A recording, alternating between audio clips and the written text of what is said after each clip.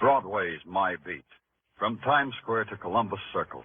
The gaudiest, the most violent, the lonesomest mile in the world.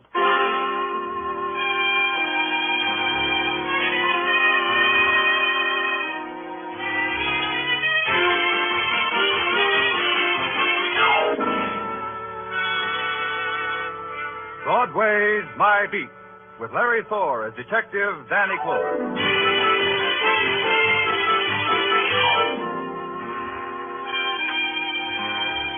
Broadway, where a pale and hungry girl walks like a queen because Broadway's a dream street. Where a fat man stands with begging eyes because he knows his dreams will never come true. It's a cry or a laugh, but nothing in between. Either way, it's My Beat. On special detail, there are no special hours. Dawn was at the window of my office at police headquarters when I scribbled my last report.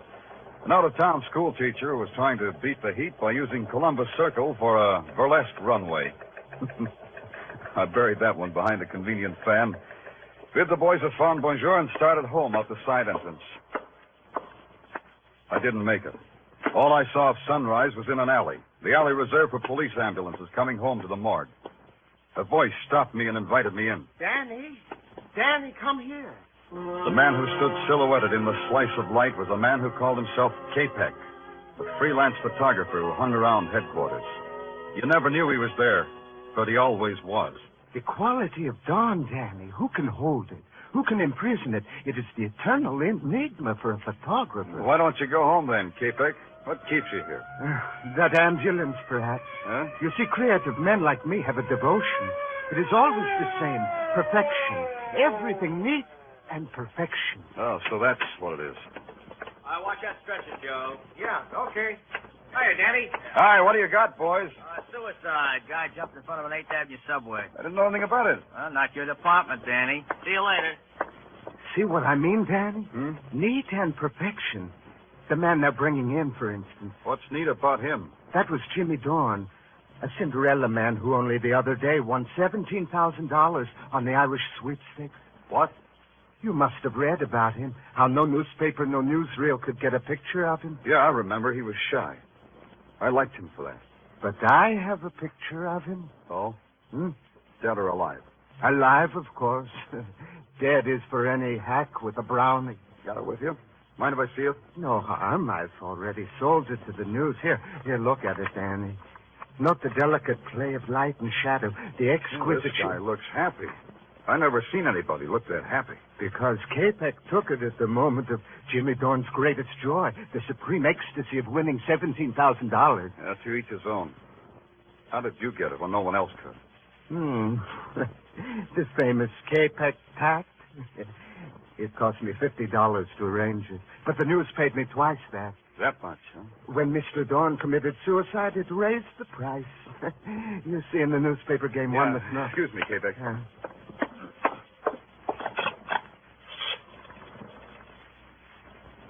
Danny Clover. Give me the dope on a suicide name of Jimmy Dorn. Yeah, I know it's not my department. I'm nosy. Yeah. Lily Dorn.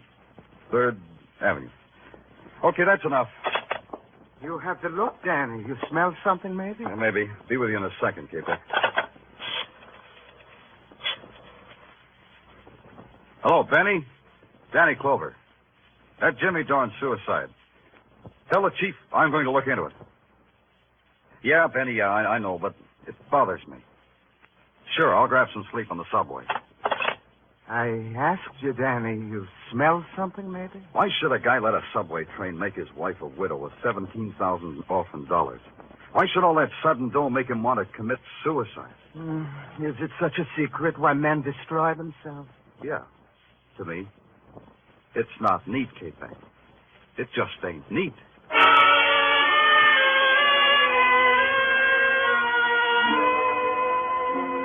3rd Avenue is a tenement 5 stories high and miles long.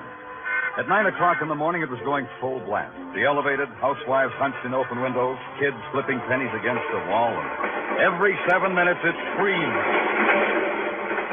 Somewhere between Sam Chu's hand laundry, special attention paid to pleated dress shirts, and the Blue Star delicatessen, cream soda and hot pastrami, 2 bits. Somewhere between there was a doorbell. I pushed it.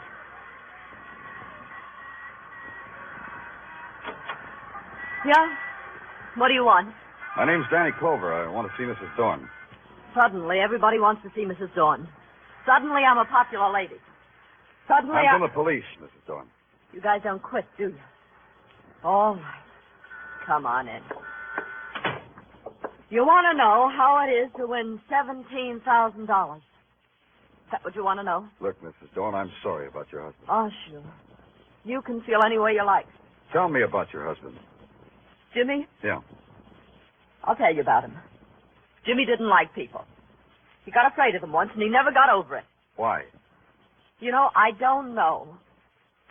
He was always running, and I ran with him. I was his wife, Mr. Clover. I didn't need to know any more than that. But maybe you understood why he refused to see any reporters when he won all that money. Listen, my husband was a frightened little man who won a sweepstakes. They bought him an obituary. That doesn't tell me much. This room tells me more. This rat hole. This room says that, doesn't it? Rat hole. I didn't say that, Mrs. Dorn. I'm talking about that circus poster on the wall. Patsy Mack presents the 3 whirling tornadoes. Was your husband a whirling tornado? You can go now, policeman. You said your questions. Now go. Brody, please. Why didn't you stay in that room? They can't do anything with us now. Come right on in, mister. Who are you? I'm a clever boy. I don't win sweepstakes, but I stay alive. Yeah, real clever. Now, what about this circus poster? It covers the cracks in the plaster. 3 whirling tornadoes. 3 men riding motorcycles in a barrel. Mrs. Dorn, for a frightened man, your husband made a dangerous dollar. Look, I told you all I know. Maybe you ought to get out of here. Why should a poster come between us, Mrs. Dorn? We were getting along fine. You heard the lady, copper. She's saying she's finished talking. That's right, Mrs. Dorn? Yeah. What did you say? I said that's right.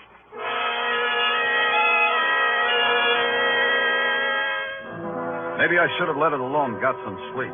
But it kept eating at me. When I found out Jimmy Dorn rode a motorcycle in a barrel, everybody got unhappy. I don't like it when it gets unhappy. So I took a walk and found myself on Broadway in front of a tired building that has a lot of names. You take your choice. You walk up 4 flights and you get 4 offers. You're perfect for a fairy tale ballet that's opening in Europe. You make a stunning cover in a muscle magazine. Can you play first trumpet with a Bop Hawaiian outfit? If you got a song that's trying to be public, call it a slight fee, of course. And on the 5th floor, you find what you were looking for. The office of Patsy Mack, promoter, entrepreneur, and a dollar guy. Well, it isn't Danny Clover. Hi, Patsy. You still pounding the stem, Danny? Aren't you ever going to be promoted? Promotion means a desk job away from Broadway.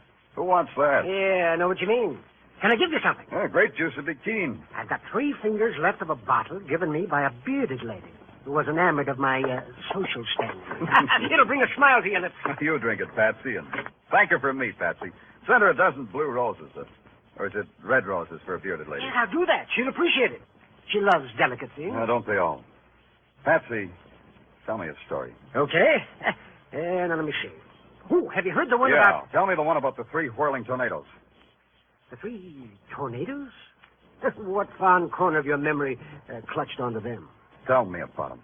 Well, I don't remember much about them, Danny. They've been out of the business a long time. The 3 tornadoes, huh? Well, there were 3 of them. Thanks. There was no one else connected with them. Oh, no. The tornadoes ran their own carny. Toured the villages and the metropolises. Patsy, you got a reputation for remembering every act that ever played a circus or carnival. What were their names? Oh, you put me on my metal, boy. Now, let me see. There was Jimmy Dorn. Dorn. Yeah, I think. Oh, see. Could he be the one who ended up under a subway this morning? I'll look into it. Who were the others, Patsy? Well, there was a fellow named, let me see now, a Russian kind of a name, Danilov. Yeah, that's it, Joe Danilov. Joe Danilov. And the 3rd? Oh, now you're pressing me, boy. The 3rd was a man named, let me see, Brady? No. Could it have been Brody? Brody, that's it. Well, how'd you know, Danny? Brody, it's a short jump. I'll try real hard. You're sure there was no one else connected with the act? Well, now come to think of it, there was another guy. Yeah? He backed the show, I think. Oh, his name doesn't register, Danny. This guy whose name doesn't register. Was it you? Oh, are you kidding? I had nothing to do with the tornado. Well, Hanksy, thanks a lot. You're a gentleman and a scholar, Patsy. And a liar. I left Patsy there waving his jaw at nothing, which was about what I had. Nothing. An ex-carnival performer wins $17,000 and dies under the wheels of a subway train. They say he jumped. Why should he do a fatal thing like that? Why should Patsy lie to me? A one-sheet poster said, Patsy Mack presents the 3 whirling tornadoes. Patsy had just told me he had nothing to do with the tornadoes. Well, there's another guy I know, in another place I know. His name's Pop, and he takes care of the file room of a magazine. Magazine that tells a lot about people, especially the people are show people. The file room was deserted except for Pop. What you doing down here, Danny? Angling, Pop. Oh, you don't have to hide that comic book from me. My wife packs it with my lunch, Dan. Now, you take this one. Yeah. Sandra, the Jungle Queen. Ain't she a honey? Makes a man with me. Yeah, she's keen. What are you holding on a guy named Joe Danilov, Pop? Take a second to find out.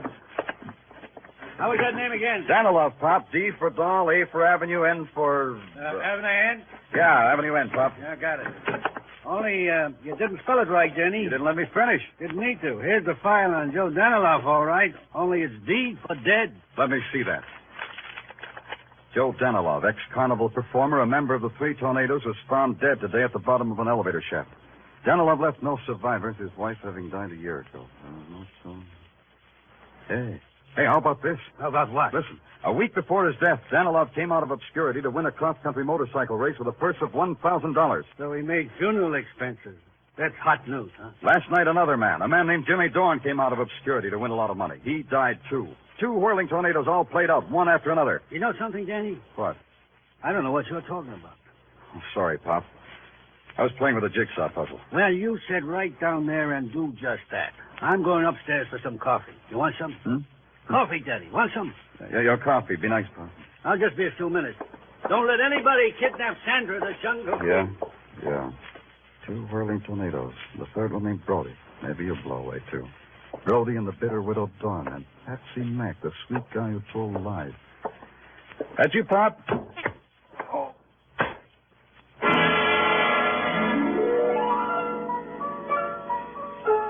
I never knew what it was that slugged me on the back of my head. It wasn't a comic book, and whoever did it wasn't Pop. Just before I hit the floor, I had a flash. It wasn't Sandra, the Jungle Queen, either.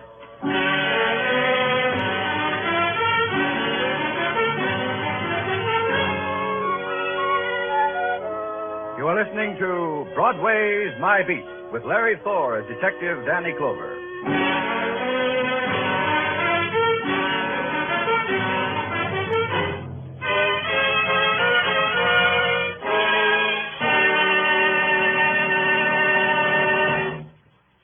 A number of paying guests mysteriously disappear. 2 elderly spinsters who entertain them have a suspiciously rising bank account. And it's a murder farm story for Casey, crime photographer, to explore on CBS Tonight. Also on CBS Tonight, you'll hear the network's famous series, Escape, in place of Suspense, while Suspense is on summer leave of absence. Tonight's opener on Escape will be John Russell's famous story, The Fourth Man, a tale of a Pacific Islander adrift on a raft with 3 murderous companions. Be sure to hear Murder Farm on Crime Photographer and The Fourth Man on Escape tonight. They come to you on most of these same CBS stations. And now back to Broadway's My Beat.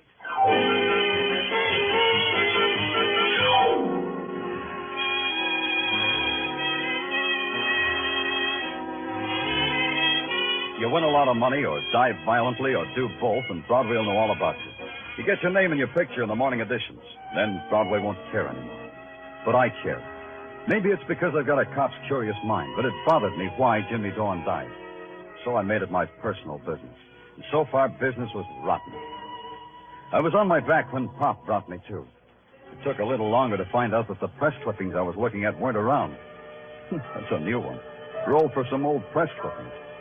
This needed thinking. To think, a cop's got to eat. To eat, there's a classy sidewalk cafe on the corner of Broadway and 47th where you stand up to a hot dog and a cup of coffee that dares you. I threw a lump of sugar at it when someone tapped me on the shoulder. Hello, Danny. Mind if I join you? Oh, K-Peg, not at all. Grab a napkin. Danny, somehow you look unsymmetrical today. What happened to your head? I had it done over. Oh, you detectives, always intruding yourselves into violence and danger. Who did it, Danny? Person or persons unknown. Well, you should go home and get some rest. Yeah, what about you, K-Peg? Don't you get any sleep either? I am a vain man, Danny. I've been waiting for the noon edition of the news to come out. It has the picture I took of Jimmy Dorn. Look at it, Danny. Yeah. Is it not a magnificent reproduction? Yeah, it's quite a picture. How'd you catch the expression? For an artist like me, it is a matter of precise timing. But somehow, I feel the caption beneath this picture is not right. What do you mean? I feel the caption should not read suicide. It should read murder. Oh? Makes you say that? I have captured death in my pictures for a long time, Danny.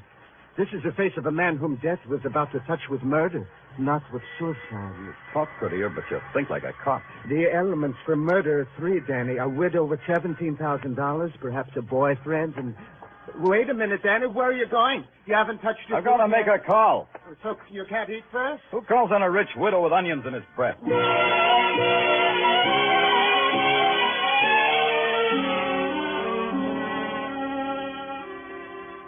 Hey, you up there. You at the window. Who, me?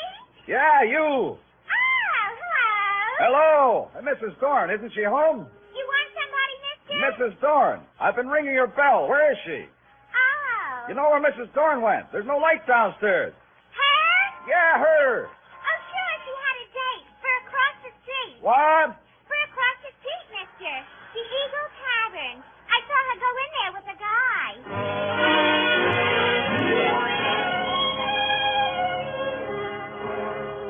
The Eagle Tavern took up 40 front feet of sidewalk, and its insides were designed to take up thousands of man-hours of loneliness. Right now, there were only three lonely people: the bartender, Mrs. Dorn, and Brody. Mrs. Dorn and Brody were standing at the end of the bar trying real hard. I hated to do it, but I decided to ruin their evening for them. You don't know when to quit, do you, Clover? Why do you keep coming around? Like I was saying, Mrs. Dorn. What are you drinking, Mac? Nothing at all. Yeah, you can nurse that a long time. Mr. Clover, look. Please, we don't want any trouble. We got all the It's this way, Mrs. Dorn. A long time ago, a man named Joe Danilov fell down an elevator shaft and was killed. Seems like he was nobody until he won a motorcycle race. Then he got his name in the papers. Then he died. What does that do to you? What should it do to her? I'll try a refresher. Joe Danilov was a whirling tornado. He belonged in your husband's act, Mrs. Dorn. Try to react on that. I don't know what you're talking about. You got your reaction, Clover. Now blow. Mrs. Dorn, you know your husband just might have been murdered. No. Try it, Mrs. Dorn. Consider it. You've got no manners at all. All you've got is a loose mouth. Wait a minute, Brody. The man said somebody might have killed Jimmy. Do you think so, Brody? This guy's trying to put poison in your brain, Lily. Don't listen to him. You think I shouldn't, huh? Why should you listen to you, Brody? Go read a book, copper. Go read a book and find out why I should hang around a woman who's married to my best friend, Jimmy Dorn. Maybe you're waiting for him to die. He did, didn't he? Yeah. I never thought of it before. Jimmy's dead, and that makes you number one boy to a lady who just inherited $17,000. That'll teach you, Lily. That'll teach you not to talk like that. Talking a woman's easy, Brody. This will be a little... Hey, what are you doing? Hey, you can't play in here. Stop it! I'm running a decent joint. Stop it!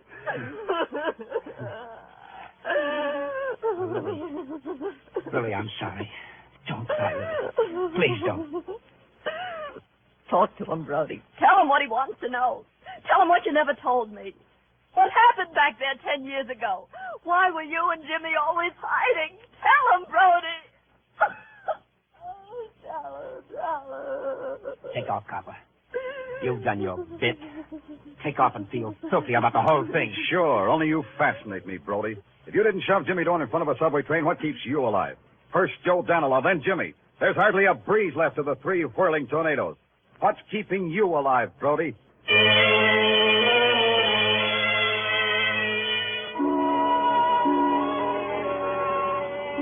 Now there was a guy I just had to see. K-Pax. There was a chance he had taken more than one picture of Dorn. Maybe in the background I'd see a familiar face. Out in Sea Beach near Coney Island, I found the door with K-Pax's name on it.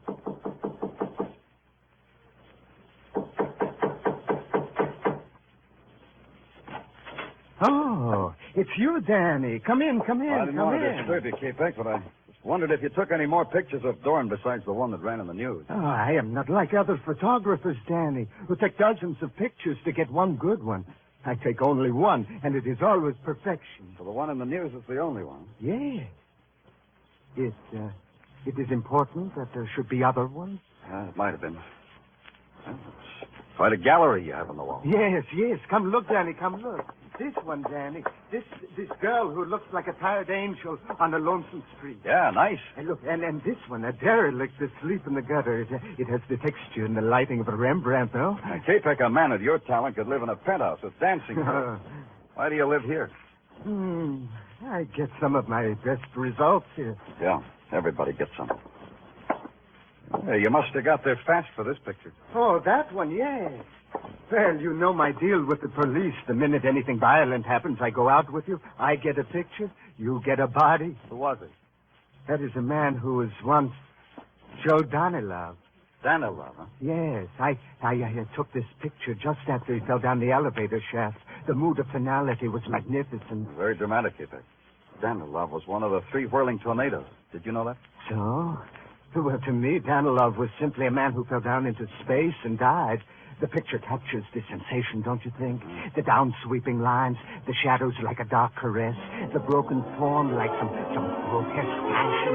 Everything neat, everything.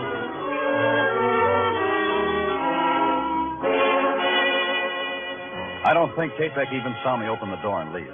It's a long subway ride and a transfer back to Broadway. Coming up from an underground of naked concrete into the blare of 49th Street, well, there's a magic to it.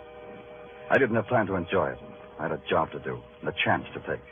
And the chance paid off. Patsy Mack was in his office working late. Okay, Danny, so I lied to you about my connection with the tornadoes. And why not? First Joe Danilov, then Jimmy Dorn. Next, maybe me. Why should I take a chance? They were accidents, the people say. Oh, not just accidents. Danny, not that kind. Tell me, Patsy, why do you think you'll be next? I don't know. This looks like everybody connected with the tornadoes is written down in a little black book. Tell me more, Patsy. This time I'm leveling, Danny. Once I managed the tornadoes, but I dropped them like they were a basket of snakes. Why? What'd they do? Remember, I told you there was another guy, their backer? Yeah. Well, he got sick. He went to a sanitarium. While he was there, the tornadoes robbed him of everything he ever had. All 3 of them did that? Yes. Danilov, Brody, and Jimmy Dorn. Danilov and Dorn are gone. That leaves only Brody, plus the widow Dorn and $17,000. Were you ever in a sanitarium, Patsy? No. But they might put me away for slugging a cop. Oh, what do you want me to do, Danny? Cross my heart and hope to die? Nothing easier than that. Use your phone for me. Anything for a friend, Danny. But you are my friend, aren't you, Danny? Call Billboard for me. Oh, what? Personal ad, Patsy. A personal ad on the front page where a guy in the show business will be sure to see it. You phrase it. Phrase what? Just this. Anyone connected with the act, the whirling tornadoes, meet at the entrance to Crescent Midway on Coney Island tomorrow night at 11. Have information to wind up affairs of the tornadoes. Phone that in, Patsy. Because you say so, friend? Because the police say so. And Patsy. Yeah? Sign your name to it.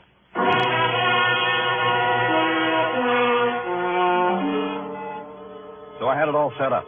This case had murder in it, and I was pretty sure I knew who the murderer was. It was a matter of supplying a pigeon. That was me. The next day, 2 things happened. The ad was on the front page of Billboard, and rain came.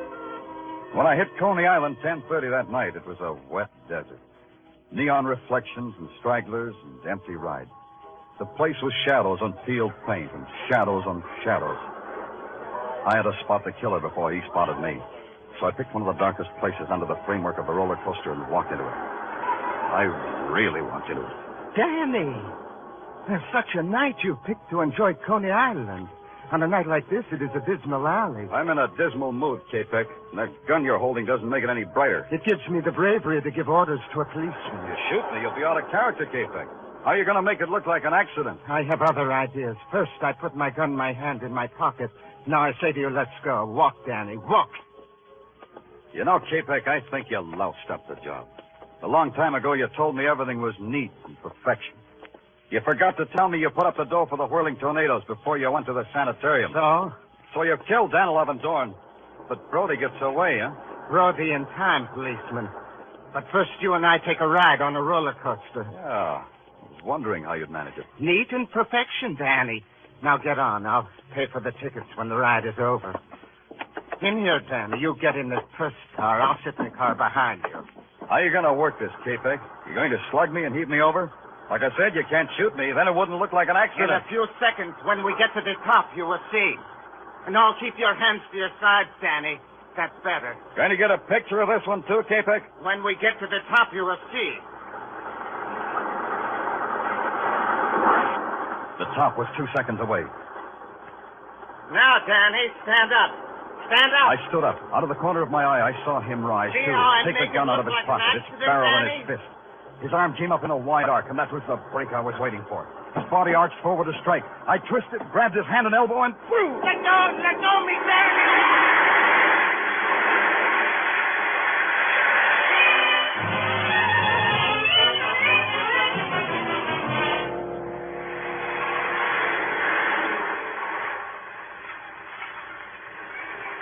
How long can a roller coaster ride last? Long enough. Long enough to piece together the jagged edges of some frightened lives. Danilov and Dorn murdered. Murdered because they'd crossed a twisted man named K-Peg. Brody and Patsy Mack hugging the shadows because they were afraid of K-Peg's revenge. And Lily Dorn with a handful of dust and dollars. You pay for the ride here, mister. Hey, you didn't take that ride all by yourself. Yeah.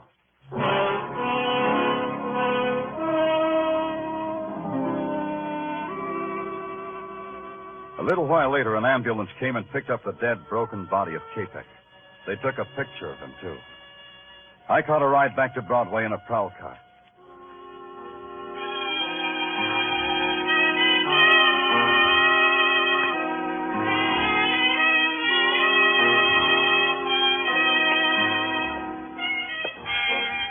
It stretches out in front of you, this street called Broadway, like a midway to some cruel and fantastic circus. And you're the performer. You can walk the high wire or play it safe in a cage. Me? I guess my dodge is the wire. I'm the gaudiest, the most violent, the lonesomest mile in the world. Broadway. My beat.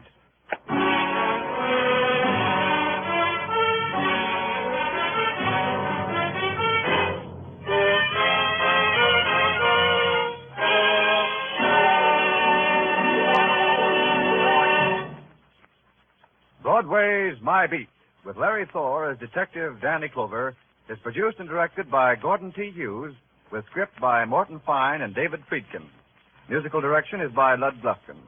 Be sure to join us again next week, same time, same station, for Broadway's My Beat.